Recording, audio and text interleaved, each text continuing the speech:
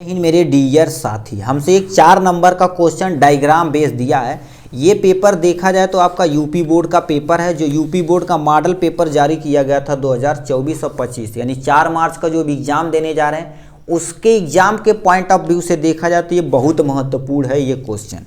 ठीक है, तो इसमें क्या क्वेश्चन पूछा, diagram based question. Mostly diagram based question नहीं आते, बट आपको एक निर्देश याद रखना कि कैसे किस तरह से क्वेश्चन पूछे जा सकते हैं। ठीक है, आपके सामने ये दिया गया है डायग्राम, तो लिखा है निम्नलिखित चित्र में अंतःस्रावी ग्रंथियों को नामांकित कीजिए। नामांकित करना है, फिर इस डायग्राम को सबसे पहले बताना पड़ेगा। मतलब दे रखा ए बी सी डी, और हर एक के बारे में आपको बताना पड़ेगा। ए क्या है, बी क्या है, सी क्या है, डी। नंबर डाल के लिखेंगे, 4 वर्ड लिखेंगे, 4 नंबर आपका बन जाएगा।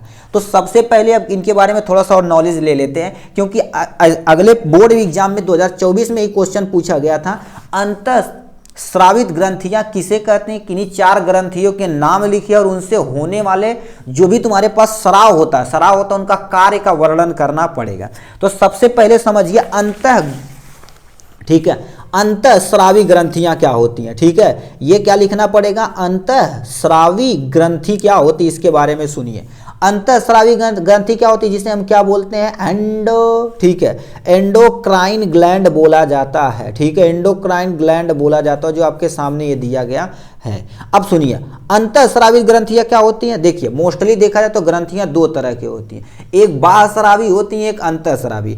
अंतःस्रावी के पास नलिका नहीं होती। नलिका मतलब इसके पास कोई भी नली नहीं होती है। जो भी चीज, चाहे हार्मोन हो गया, चाहे एंजाइम, यदि छोड़ना रहेगा तो ये क्या कर देते हैं, सीधे हमारे रक्त में डालते हैं, और वो रक्त से क्या कर देता है, जो भी टारगेट आर्गन पे जाना है, मान लेते जिस टारगेट आर्गन पे लेके जाना है, ठीक है, टारगेट आर्गन पे लेके जाना, वहां पर क्या करेगा, ये पहुंचाएगा और अपने एक्शन को क्या करेगा, परफॉर्म करेगा। तो अंतःस्रावित ग्रंथियां होती हैं।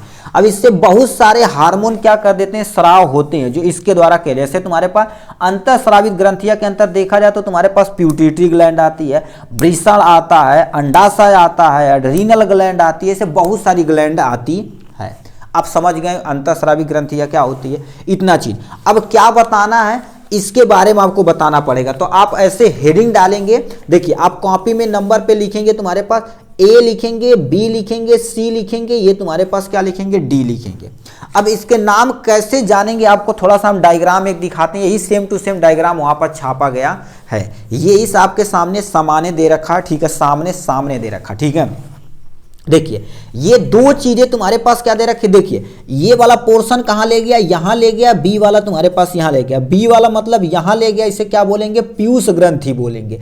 और ये वाली ग्लैंड को क्या बोलते हैं, पिनियल ग्लैंड बोलते हैं। क्या बोलते हैं, पिनियल ग्लैंड। ये क्या हो रहा है जी, ठीक है। देखिए, इस वाले को क्या बोलते हैं, पीयूष ग्रंथि बोलते हैं, इस वाले को क्या बोलते हैं, पिनियल ग्लैंड बोलते हैं। मतलब ए वाला पोर्शन देखा जाए, ठीक है, ए वाला पोर्शन देखा जाए तो तुम्हारे पास क्या हो जाएगा, पिनियल ग्लैंड हो जाएगा, पिनियल ग्रंथि हो जाएगी, जो आपके सामने दी गई है। दूसरा तुम्हारे पास कौन सी ग्रंथि है, दूसरा पीयूष ग्रंथि, जैसे प्यूटिटरी ग्लैंड बोलते हैं, और ये मास्टर ग्लैंड के नाम से भी जानी जाती है। ठीक है, ये तुम्हारे पास हो जाएगा, ग्रंथि हो जाएगी। अब देखिए, सी नंबर क्या दे रखा है।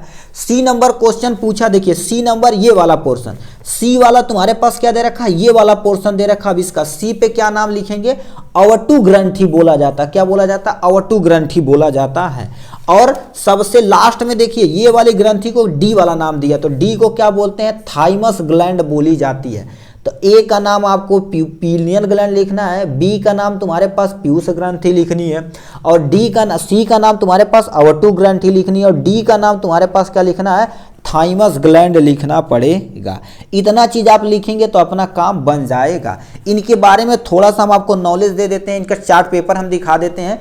चार्ट पेपर के बारे में आपको थोड़ा सा, क्योंकि उनके काम उनको थोड़ा सा रनवे में देखे रहेंगे तो आप एग्जाम में इजीली कर पाएंगे। ठीक।